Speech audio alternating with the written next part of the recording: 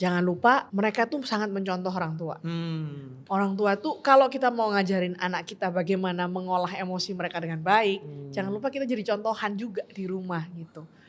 Biasanya anak-anak kalau disebut perasaannya tuh udah mulai melunak biasanya. Wow. Biasanya iya, udah mulai lebih lebih kalem dikit karena mereka berasa didengarkan sebenarnya.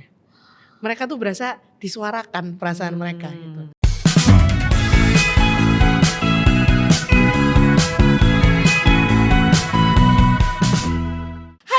Welcome to our podcast, Sit In Podcast. Dan hari ini bersama saya, Eva Sinaga yang akan menjadi host pada podcast kali ini. Nah, sebelum kita mulai, jangan lupa subscribe dulu di YouTube GKDI Official. Dan juga di semua kanal sosial media ada, di TikTok, Instagram, dan juga Facebook. Hari ini kita akan membicarakan hal yang penting tentang anak, emosinya, kelakuannya dan juga tentu orang tuanya. Dan pembicara kita hari ini adalah Kak Angel. Kita biasanya panggil Kak Angel kalau di Kids Kingdom atau di sekolah minggu gitu ya. Kak Angel adalah koordinator dari sekolah minggu GKDI Nusantara dan juga beliau mengajar komunitas remaja yang berkebutuhan khusus untuk bisa belajar bersosialisasi. Kak Angel ini juga master dalam Curriculum and Instruction Specializing in Special Education dari University of Virginia. Nah, gak usah lama-lama kita sambut Kak Angel Permana. Halo.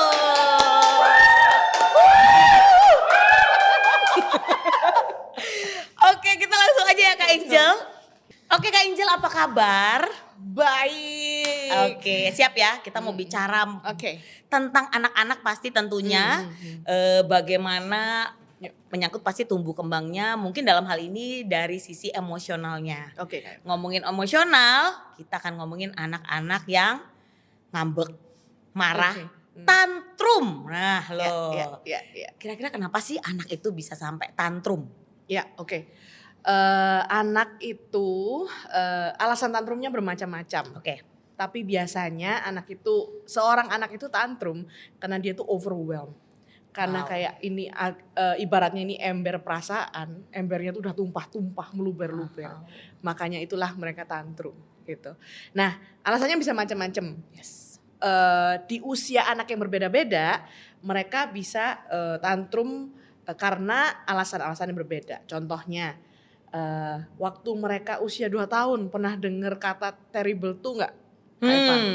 Yes, ya? Di usia 2 tahun ya. Betul, itu terkenal dengan usia anak-anak itu ngambek terus ya, guling-guling di lantai di mall gitu kan. Nah itu sebenarnya ada alasannya, karena perkembangan emosi mereka itu berkembang dengan sangat cepat. Sedangkan perkembangan bahasa mereka tuh juga berkembang dan mengejar perkembangan emosi tersebut. Jadi kadang mereka tuh penuh dengan feeling, dengan perasaan, tapi mereka gak bisa ngungkapinnya. Maka dari itu akhirnya mereka ngamuk-ngamuk, marah-marah gitu istilahnya.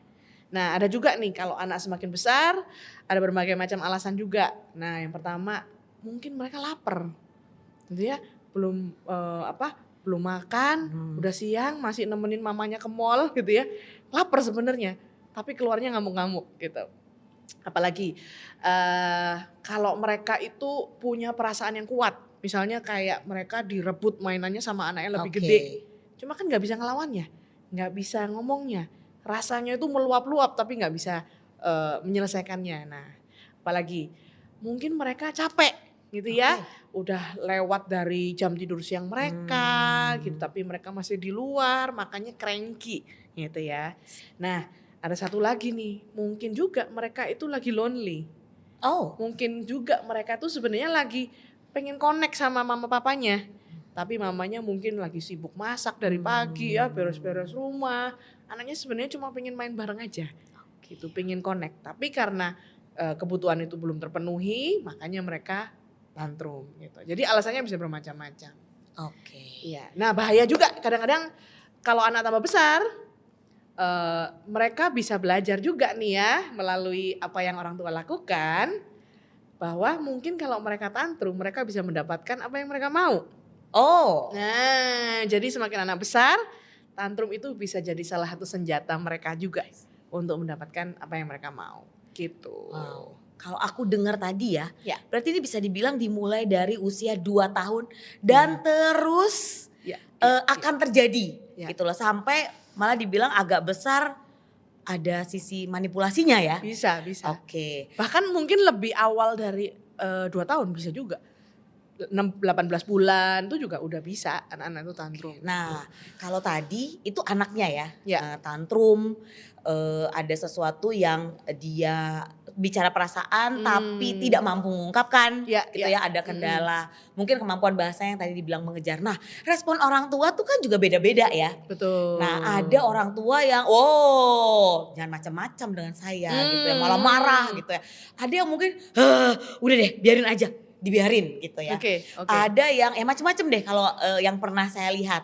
Nah, menurut Kak Angel yang mana sih sebenarnya yang paling tepat atau sebaiknya bagaimana sih tanggapan orang tua melihat anak yang sedang tantrum? Oke, coba aku kasih kuis ya ini ya, gantian ya. Ini pembicaranya yang kasih kuis. Aku kasih kuis ke Kak Eva dan juga ke penonton ya. Sit-iners, oke. Nah, ini misalnya anak Kak Eva masih kecil nih ya ceritanya. Usia berapa ya? Usia 4 tahun lah ya. Anggap aja 4 tahun. Nah, dia tiba-tiba lagi nunggu makan. Dia marah-marah di lantai itu udah teriak-teriak nangis-nangis ya. Nah, terus Kak Eva kasih snack. Mau dia snacknya dilempar berat ya, jatuh di lantai. Apa yang akan Kak Eva lakukan? 1, ngomelin anaknya, bersihin nggak tuh? Oke.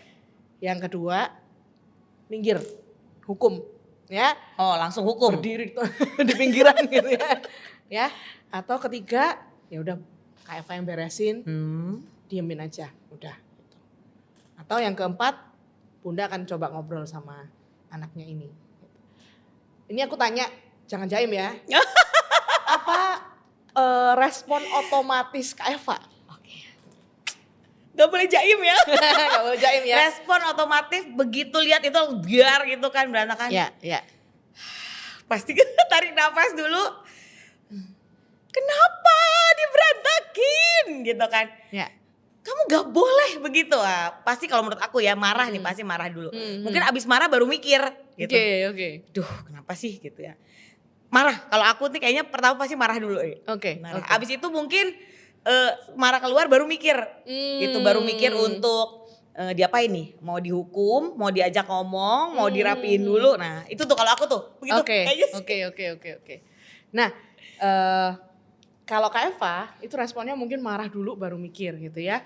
Ada orang tua yang mungkin stop nangisnya, stop sekarang juga. Nah jadi macam-macam nih respon orang tua. Sebenarnya bagaimana kita merespon ke anak-anak kita ketika mereka tantrum itu berasal dari masa kecil kita juga. Gitu. Kita grow up di lingkungan Asia ya, yang dimana perasaan negatif itu agak tabu gitu loh. Jadi kayak kalau bisa tuh jangan nangis, kalau bisa tuh kalau nangis di mall tuh malu-maluin gitu. Betul kan? Ya. Nah jadi bagaimanapun kita merespon itu berasal dari masa lalu kita. Ada juga nih yang misalnya waktu masa lalu kita kalau kecil dimarahin terus, jadi orang tuanya jadi nggak mau marahin anaknya. Oh, bisa juga. Apa yang dia alami dulu dia tidak mau anaknya mengalami gitu ya. Betul. Jadi penting buat kita juga sebagai orang tua itu untuk menganalisa kita dulu nih. Biasanya kita tuh merespon seperti apa. Jadi kan tadi aku kasih 4 options. Ya betul. Ya kan 4 options bagaimana kita tuh merespon ke anak-anak ketika mereka tantrum. Nah yang pertama itu sering disebut dengan dismissive parents. Ya, dismissive parents itu orang tua yang misalnya nih ya anaknya itu lagi marah-marah minta mainan, tapi ini mahal mainannya. Nah, terus kan kita nggak mau beliin gitu kan, tapi nangis nih, jadi jeritan anaknya, guling-guling di toko, nggak mau pulang lagi gitu kan. Nah akhirnya kita distract nih supaya cepet berhenti nangisnya. Misalnya kita bilang, kita main odong-odong aja yuk, naik roller coaster lah apalah gitu. Jadi kita distract biar cepet, nangisnya biar berhentinya cepet gitu. Terus kayak udah nggak usah nangis, nggak apa-apa, udah gitu. Itu dismissive parents. Nah ada juga yang tadi respons kedua, sering juga disebut dengan disapproving parents gitu. Contohnya gimana? Kalau misalnya anak itu lagi tantrum, kita marahin balik. Kita bilang stop, nangisnya stop. Sekarang juga nih, stop. Kenapa? Malu-maluin. Sering dengar mungkin Kak Eva. Apa tuh? Nanti aku panggilin Pak Satpam ya kalau kamu nangis terus ya. Itu tuh Pak Satpam. Iya, Pak Satpam datang tuh, benar ya. Terus atau kita juga sering bilang mungkin nanti mama tinggal kamu di sini ya, mami jalan duluan ya gitu. Atau kayak mama kunci kamu di kamar mandi kalau kamu nangis terus. Disapproving parents. Jadi kita tuh menolak emosi negatif dia gitu. Yang ketiga itu juga sering disebut permissive parents. Tuh contohnya tadi ketika anak-anak misalnya kayak tadi contohnya marah-marah di mall minta mainan ya, kita yang kalah, permissive parents ini. Jadi akhirnya demi anaknya nggak nangis, demi anaknya berhenti nangis karena nggak tahu lagi harus diapain.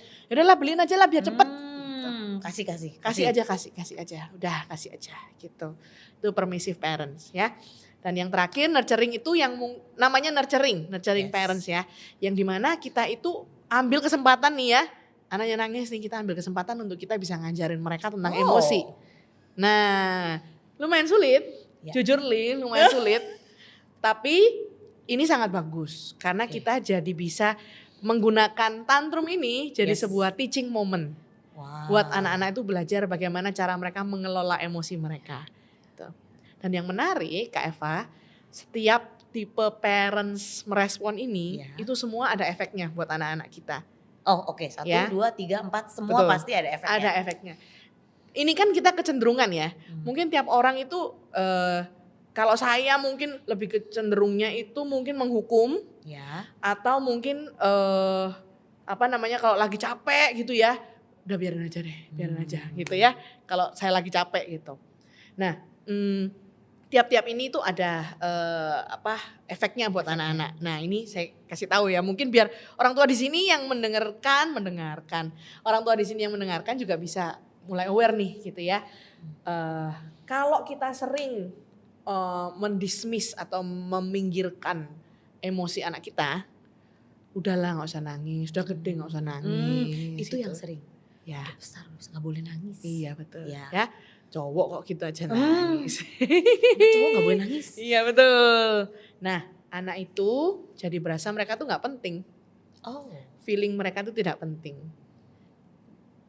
Ya mereka gak penting gitu. Itu kalau kita sering gituin anak-anak, itu message yang mereka dengar.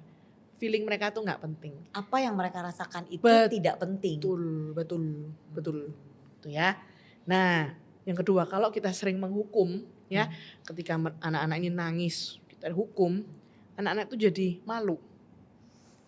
Efeknya tuh mereka jadi malu mengeluarkan perasaan negatif mereka.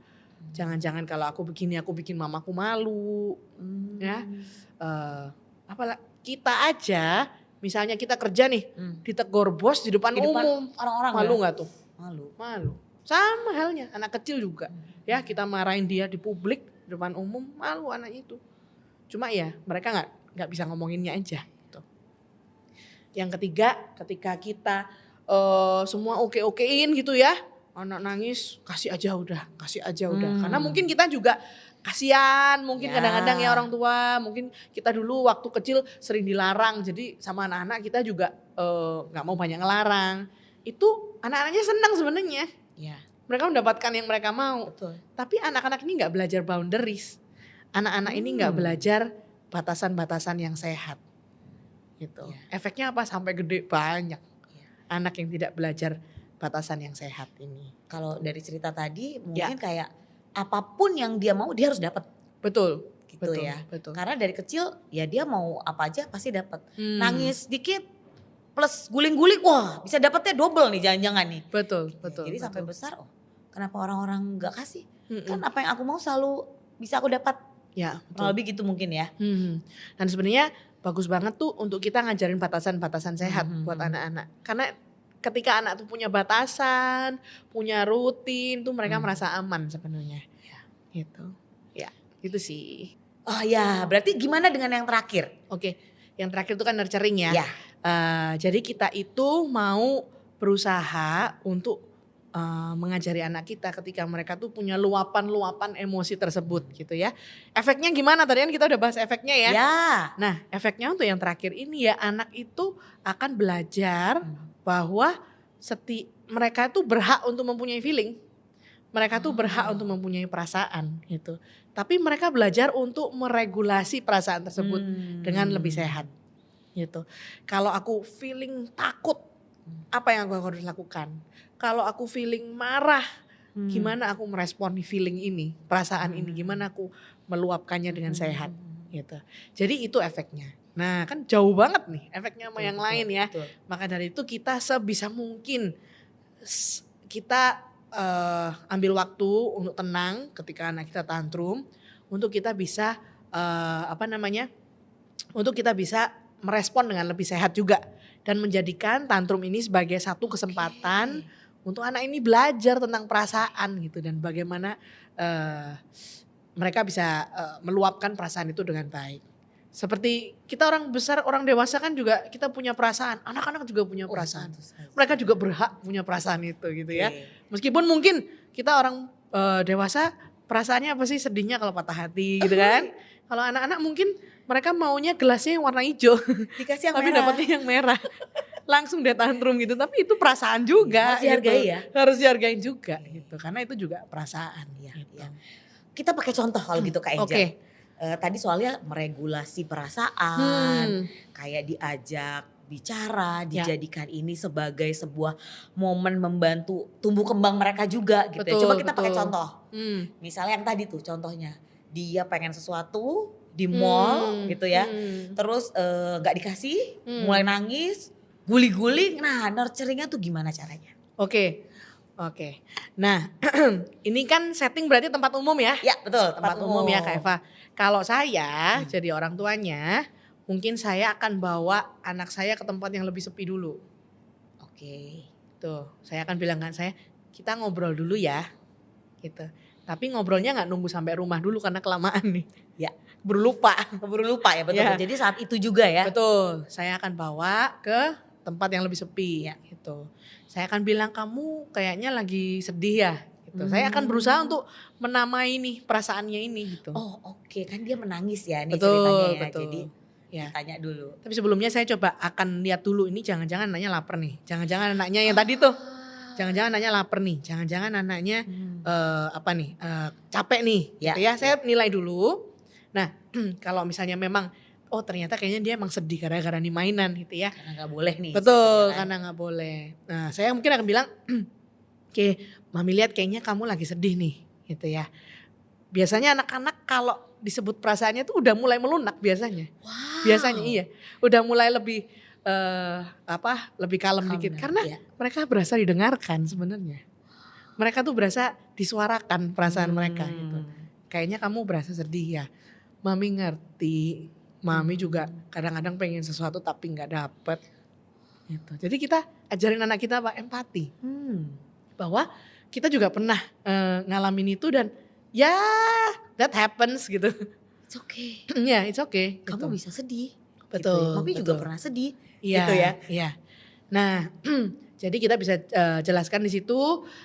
Tapi hari ini kita nggak bisa beli mainan yang itu karena harganya terlalu mahal misalnya, atau karena saat ini mami mau ajak kamu ke tempat lain jadi kita nggak sempet atau apalah gitu.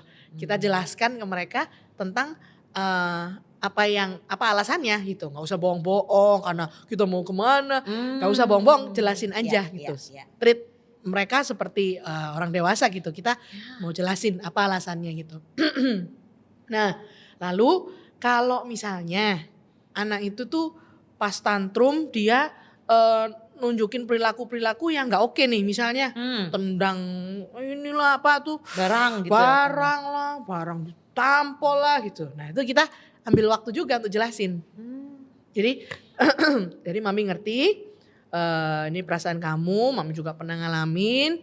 Saat ini kita tidak bisa, tapi kalau kita marah, kalau kita kecewa, itu kita bisa loh menggunakan kata-kata kita untuk ngomong Kita gak usah tendang-tendang, gak usah pukul-pukul. Ada cara yang lain yang lebih baik untuk mengungkapkan feeling kamu. Gitu. Jadi ini paket lengkap sebenarnya. Yes. Empatinya dapet, Yes. kita mendengarkan merekanya dapet, tapi mendisiplinkan mereka juga dapat. Nih ada satu ayat yang bagus banget ya, yang di Amsal nih, Amsal 22 ayat 6 ya. Ajarlah seorang anak cara hidup yang patut baginya, maka sampai masa tuanya ia akan hidup demikian. Jadi yang kita sebagai orang tua bisa lakukan itu hanya membekali mereka aja dengan cara-cara yang tepat. Gini loh caranya merespon, gini loh caranya melakukan ini gitu. Kita hanya membekali caranya aja yang mereka akan bawa sampai mereka besar. Jadi bekalnya mereka ketika mereka menghadapi dunia yang jahat ini gitu. Ya. Nah, kalau nih ya Kak Angel ya. Kalau yang terjadi niatnya nurturing, udah disiapkan nih. Yang keluar disapproving, marah, maminya tantrum. Maminya tantrum juga gitu. Gimana caranya? Nah, orang tua tuh kan macam-macam responsnya ya. Kadang-kadang kita bisa keceplosan gitu ya mungkin ya, kayak anak kita marah, kita juga lagi capek, nggak ngerti apa kerjaan banyak gitu ya, kita juga jadi marah deh sama dia gitu. Nah penting mungkin buat kita untuk take a break dulu ya, kita ambil waktu tenang dulu. Nah kita turunin emosi kita dulu ya, habis itu kita ngobrol baik-baik sama anak kita. It's okay untuk kita ngomong sorry loh ke anak-anak. Iya.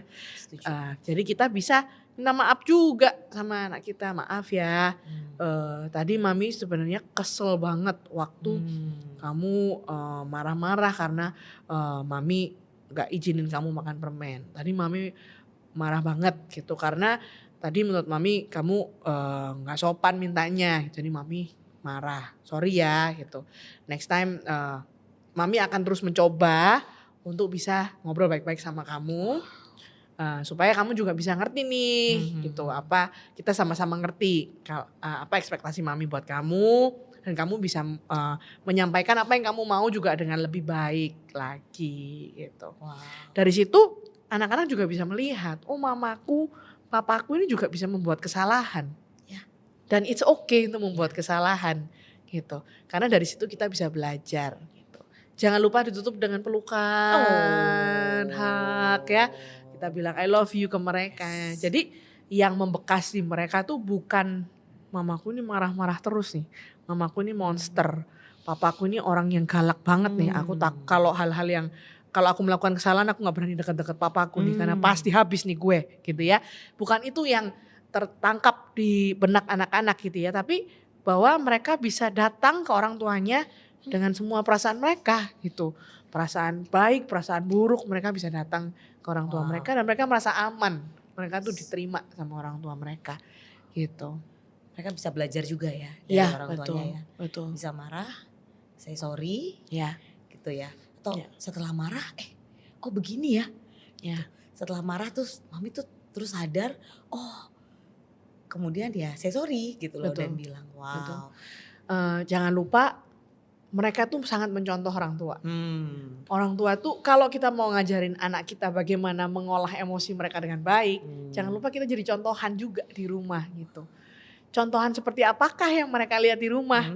Mama yang sering marah-marah, mama yang dikit-dikit marah, mama yang ngomelin papanya. Gitu ya. Papa yang galak, papa yang diem, yang gak mau connect karena capek pulang kantor gitu. Contohan apa yang mereka lihat? Karena itu yang akan mereka lakukan juga ke teman-teman mereka, bagaimana mereka merespon gitu. Jadi penting banget buat orang tua juga. Kalau orang tua mau mengajarkan anak-anak mengolah emosi dengan baik, orang tua juga harus menunjukkan jadi role model juga buat anak-anak. Gini loh cara mengolah emosi dengan baik gitu. Dan aku percaya ya, itu tidak dibangun dalam sehari. Betul. Iya. Kalau tadi tuh 2 tahun bahkan mungkin lebih muda dari situ dimulai gitu ya. Dia tahu kalau dia ada bikin sesuatu yang salah, entah nangis, dia tahu dia akan diajak bicara Iya, gitu iya, ya. iya. Dia akan dibawa ke tempat yang lebih sepi Hmm, gitu ya. Dan hmm. aku percaya ya itu pelan-pelan memang harus dibiasakan gitu ya. Apakah terus anak nggak akan tantrum lagi? Ya nggak juga gitu ya. Tapi ya itu juga cara dia mengekspresikan perasaannya ya. Betul, Gitu. betul. Dan dia tahu dia akan diterima. Wow, oke. Nah kalau kita tuh udah nurture mereka lah ya. Ya. Dari mulai mereka tantrum terus tambah besar. Apa sih gitu loh yang di depan nanti itu sebuah benefit, sebuah keuntungan atau hasil lah yang kita dapat gitu dari didikan kita nih ya. Dari dia Iya, masih iya, kecil iya. bagaimana mereka bisa ya bisa dibilang mengontrol emosi ya. Ya, Atau ya. bisa meregulasi emosi mereka. Apa nih yang bisa kita dapat dari mereka? Iya, iya. Mungkin aku mau klarifikasi dulu juga ya, Okay. bahwa bukan berarti kadang takutnya salah nangkep nih ya, bukan berarti kalau anak tantrum tuh dibiarin, bukan berarti kalau anak tantrum itu dihukum ya, tapi kalau anak tantrum itu kita berusaha membantu mereka menyelesaikan masalah mereka, gitu ya. Kadang kebiasaan kan kita itu menghukum perasaan mereka. Kamu marah-marah, kamu tuh nangis, kita hukum itunya gitu. Tapi kita gak menyelesaikan masalah mereka. Jadi kita mau mengajarkan mereka untuk menyelesaikan masalah mereka dan juga meregulasi emosi mereka dengan baik gitu. Efeknya apa? Kebetulan memang Kak Eva pernah dengar kata EQ gak? Yes. EQ, emotional quotient itu ya. Nah zaman dulu itu tuh jarang disebut, orang tuh lebih fokus ke IQ gitu ya, anaknya les ABCDE gitu biar pinter, cemerlang gitu ya. Tapi percaya nggak sebenarnya hari ini bahkan ada satu research ya, aku buka dulu nih. Ya boleh. Mana nih? Oke, ada satu research. Nah, ada satu research ya, ini menarik banget.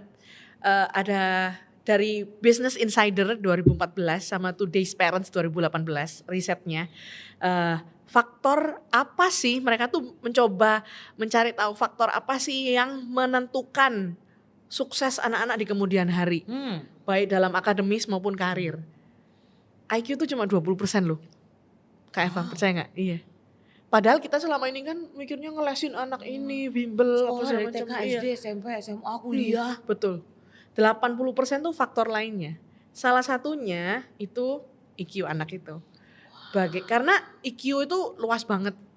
EI ya, sekarang tuh emotional intelligence. Emotional intelligence tuh luas banget. Salah satunya ya bagaimana mereka bisa meregulasi emosi mereka dengan sehat itu. Bahkan nih ya, ada Harvard Business School mengadakan satu penelitian di tahun 2019. Yang dimana mereka tuh mencari apa sih yang company, perusahaan-perusahaan tuh cari dari kandidat-kandidat untuk mereka boleh diterima bekerja di perusahaan mereka. 71% dari perusahaan ini lebih mementingkan emotional intelligence daripada kemampuan mereka teknis segala macam. Kemampuan emotional intelligence, bagaimana mereka bisa mengolah emosi, bagaimana mereka bisa social skills mereka sama orang, itu semua emotional intelligence gitu. Kalau mau tahu tentang ini lebih lanjut nanti episode 2 aja lah. Ya, karena banyak faktor-faktornya emotional intelligence ini. Gitu. Tapi dari apa yang tadi Kak Angel sebutkan aja gitu ya, dari berbagai riset itu buat aku itu wow, benefit yang luar biasa gitu ya. Selain kita sendiri punya anak-anak yang mampu gitu ya meregulasi emosi dia, dan ternyata itu juga ke depan gitu mempengaruhi banyak faktor gitu ya. Sosial termasuk ya, sosialisasi termasuk gitu ya. Ketika mereka di dunia kerja juga termasuk. Jadi sangat layak dan pantas untuk dilakukan anak sedini mungkin gitu. Betul. Dan sebenarnya di Alkitab itu juga banyak contohan loh. Ya, kan Tuhan itu ayah kita ya. Nah, Tuhan itu sendiri banyak memberi contohan tentang bagaimana mengolah emosi dengan sehat. Ya, contohnya saya buka di 1 Petrus nih ya. 1 Petrus 5 ayat 7. 1 Petrus 5 ayat 7 dibilang gini, serahkanlah segala kekhawatiranmu kepada Allah sebab Ia mempedulikanmu. Wow, ya. Jadi Tuhan tuh tahu kita tuh bakal khawatir dalam hidup. Tuhan tuh tahu. Tuhan itu mau kita bawa feeling kita ke Tuhan. Karena Dia peduli sama kita. Itu pesan yang kita mau sampaikan ke anak-anak kita kalau mereka lagi tantrum. Aku peduli loh sama perasaanmu. Dan aku peduli sama kamu. Tenang, aku peduli sama kamu. Wow. Tapi di Alkitab juga dibilang nih, salah satu contohnya yang Tuhan ajarkan, Papa kita di surga ini ajarkan ke kita ya. Di Efesus 4, nih coba aku buka ya. Kalau kalian marah, janganlah membiarkan kemarahan itu menyebabkan kalian berdosa. Janganlah marah sepanjang hari, dibilang itu ya. Di bahasa Inggrisnya keren banget. Ephesians 4 verse 26, in your anger do not sin. Jadi Tuhan itu tahu kita tuh bakal marah, karena marah itu perasaan. Kita diinjak masa gak marah sih? Ya, perasaan tuh pasti timbul. Cuma bagaimana kita meresponi amarah itu? Kita balik meja marahin yang nginjek kita gitu ya. Atau kita tenangin diri dulu, oi kamu nginjek aku, oi gitu. Ya, Tuhan sendiri itu banyak mengajarkan kita juga. Dia kasih contohan nih sebagai seorang bapak. Gimana sih ngajarin anak kita? Kamu punya feeling oke, tapi gini loh caranya mengeluarkan emosi kamu dengan sehat. Ya, di Bible juga banyak sekali contohan itu kita bisa explore lebih banyak lagi. Gitu, Kak Eva. Aduh, aku saya merinding. Iya, jadi ya perasaan itu natural sekali ya, alami banget gitu. Betul. Ya, sampai Tuhan aja tulis di Alkitab kan berarti memang dia tahu ya, kamu akan marah gitu kan. Kita tuh diciptakan sebagai gambaran Allah. Allah kan juga punya perasaan. Betul. Makanya kita punya perasaan. Allah aja bisa marah. Betul. Iya betul. Iya. Nah sekarang bagaimana kita bisa membantu anak kita untuk marah? Bukan untuk marah, bukan untuk marah-marah, bukan maksudnya bisa mengeluarkan perasaannya dengan satu bisa mengeluarkan perasaannya, benar ya. Kedua ya bisa bagaimana reaksi dia setelah dia merasakan sesuatu gitu ya. Nah, itu di anaknya. Kalau di orang tuanya aku lihat ya mengajar anak boleh marah, bisa marah. Tapi setelah itu bagaimana gitu ya. Itu partnya orang tua loh ternyata ya. Betul. Untuk ngajarin anak-anak ini jangan sampai ketika dewasa kalau dia marah suka-suka dia gitu. Oh nggak bisa. Di Alkitab aja ada aturannya gitu ya. Betul sekali. Kalau marah itu gak boleh sepanjang hari gitu. Wah ini cukup menusuk para mama-mama. Yang suka ngambek.com. Ya wow, oke. Jadi apakah ada tips-tips lagi nih untuk lebih memantapkan para orang tua, mama, papa untuk bisa menghadapi anak-anaknya ketika tantrum gitu. Untuk bisa nurturing mereka juga. Ya. Jadi proses pengajaran itu gak hanya waktu mereka tantrum aja. Tapi kadang-kadang kita baca buku malam sebelum bobo itu juga bisa kita selip-selipin nih pesan-pesan sponsor ini gitu ya. Contohnya ketika kita baca buku kita bisa diskusikan karakternya lagi berasa apa. Kita kasih tahu nama feelingnya. Jadi kita mengenalkan perasaan-perasasaan kepada anak-anak kalau perasaan itu tuh ada banyak. Betul. Jadi mereka juga bisa mengekspresikan dengan tepat apa yang lagi mereka rasakan hari ini. Hari ini aja saya sebagai seorang dewasa aja agak sulit loh untuk bisa menyampaikan perasaan saya itu dengan ekspresi yang tepat gitu. Nah apalagi anak-anak ya. Gitu. Maka dari itu kita harus mengajarkannya gitu. Ini cerita lucu aja ya. Saya suka baca buku sama anak saya gitu kan, kasih nama perasaannya ini. Satu hari dia lagi lihat saya tuh lagi kesel, nggak tahu lupa deh ya, kesel kenapa. Pokoknya kesel banget, mungkin sampai saya meneteskan air mata gitu ya. Dan dia lihat itu. Lucu banget loh, anak saya tuh bisa diam, tiba-tiba tanya saya, Mami lagi berasa lonely ya, dia bilang gitu. Lucu banget ya. Tapi saya dalam hati tertusuk, tapi juga pingin ngakak gitu ya, karena dia bisa menggunakan kata-kata yang spesifik gitu untuk menjelaskan perasaan-perasaan itu meskipun nebak-nebak berhadiah. Lucu banget. Tapi penting banget buat anak-anak tuh bisa tahu nama-nama perasaan itu sehingga ketika mereka melaluinya itu mereka bisa menyebutkannya gitu. Setuju. Mami aku lagi berasa kecewa, mami aku Setuju. lagi berasa Iya. sedih, aku lagi berasa takut, anxious gitu. Itu akan membantu mereka juga mereka nggak usah tantrum lagi, mereka tinggal ngomong aja perasaan Iya, mereka betul. gitu. Setuju. Ada kecewa, ada sedih, ada takut, ada senang, ada lonely. Iya. Banyak banget ya sebenarnya ya. Ada mungkin ragu-ragu gitu ya. Bimbang, galau termasuk galau. Galau. Galau. Tapi maksudnya Nah, apapun feeling mereka bisa menamakannya gitu ya ya. betul. Mungkin itu juga bisa mengurangi kebingungan kan. Ketika mereka bingung dengan perasaannya mungkin itu juga bikin dia makin tantrum Iya, gitu ya. betul. Tapi ketika mereka bisa kenal, oh kalau aku rasanya ini namanya A, rasanya itu, oh ini namanya B. Iya. Kalau dia bisa mengungkapkan berarti orang-orang di sekitarnya atau orang dewasa, kalau anak ya orang tuanya juga bisa lebih mudah gitu ya untuk mengerti, Betul. untuk bisa bantu dia dengan masalah yang sedang dia hadapi. Ya, tambah anak tambah besar, kita makin bisa ngajarin mereka coping strategies ya. Bagaimana mereka bisa menghadapi perasaan-perasaan mereka. Misalnya satu hari ketika mereka berasa marah banget, kita bisa ngajarin mereka untuk take time dulu gitu. Untuk nggak langsung react gitu ya. Mereka bisa take time, lalu mereka bisa bicarakan perasaan mereka ke orang tua, orang yang mereka percaya, berdoa, Tuhan aku lagi berasa anxious, Tuhan aku lagi berasa angry ya, journaling. Tambah mereka besar, kita bisa memperkaya ya channel-channel mereka, cara mereka mengungkapkan perasaan mereka dengan sehat gitu. Wow, terima kasih ya Kak Angel. Aku merasa apa yang Kak Angel sampaikan ini sebenarnya bukan hanya spesifik tentang anak-anak gitu ya. Bahkan orang dewasa pun bisa belajar gitu. Wow, sejauh mana aku punya kemampuan meregulasi emosiku gitu ya.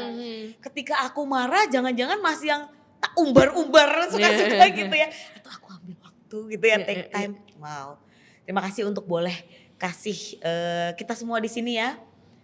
Untuk bisa belajar gitu ya, belajar ketika anak tantrum itu bukan sekedar marah-marah gitu ya. Ada sesuatu di baliknya.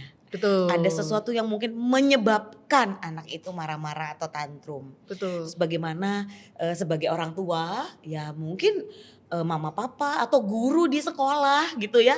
Atau mungkin ini juga bisa diajarkan kepada mbak di rumah gitu kan. Kepada neni, kepada suster. Bahwa ada loh yang namanya nurturing. Ada loh yang bantu mereka yang benefitnya itu jauh jangka panjang gitu. Dan banyak banget gitu manfaat yang bisa didapat gitu ya. Bantu mereka meregulasi emosi, bantu mereka bisa mungkin bisa dibilang bisa tenang dalam waktu yang cukup singkat gitu ya kalau udah terbiasa. Dan pastinya ini bantu mama papa juga ya untuk bisa membawa mereka dalam proses tumbuh kembang secara emosinya. Betul. Dan yakin pasti ini juga makin mendekatkan hubungan antara Betul orang tua banget. dengan anak. Connection anak dan orang tua juga pasti jauh lebih dekat karena mereka bisa apa adanya ngomongin feeling tanpa merasa ditolak gitu. Thank you untuk bincang-bincang kita hari ini. Ya. So guys, udah banyak banget yang kita belajar hari ini dan pasti banyak banget yang bisa kalian dapatkan. Kalau ada pertanyaan atau mungkin butuh konseling parenting, silakan hubungi nomor kami, nomor admin ada di caption. Atau juga boleh silakan tinggalkan pertanyaan atau tanggapan kalian di kolom komentar. Dan kami juga ada gereja di 37 kota di Indonesia. Kalau kamu mau bergabung dan beribadah bersama kami, you are welcome guys. Kita akan senang banget bisa ketemu, bisa kenal, bisa berteman dengan kamu. Silakan kirim nomor WhatsApp kamu dan kita akan bantu hubungan kamu dengan gereja yang terdekat dari tempat tinggal kamu. Dan sekali lagi kita akan mengucapkan terima kasih untuk Kak Angel untuk ilmunya. Wah, semua ilmunya yang udah dikeluarkan itu baru segini ya. Masih ada banyak lagi, kita akan tunggu lagi di podcast-podcast berikutnya. Tentu saja ya, dan tentu saja untuk kalian semua sit-iners yang setia nonton podcast kami, jangan ragu-ragu untuk terus nonton ya. Ingin tema tertentu yang dibahas? Boleh, silakan taruh di kolom komentar. Saran-saran dari kalian sangat penting buat kami. Dan terakhir, kalau video ini membantu kamu, please like, subscribe, turn on notification supaya nggak ketinggalan update konten-konten terbaru kami. Dan share juga ke sebanyak mungkin orang yang kalian kenal. Nggak kenal juga nggak apa-apa, share aja. Oke ya. Jangan lupa untuk fan us dan juga follow di sosial media lainnya. Facebook ada, Instagram ada, TikTok ada dengan nama @GKDI_official. So thank you semuanya. See you, sampai ketemu lagi di next video podcast. Bye-bye.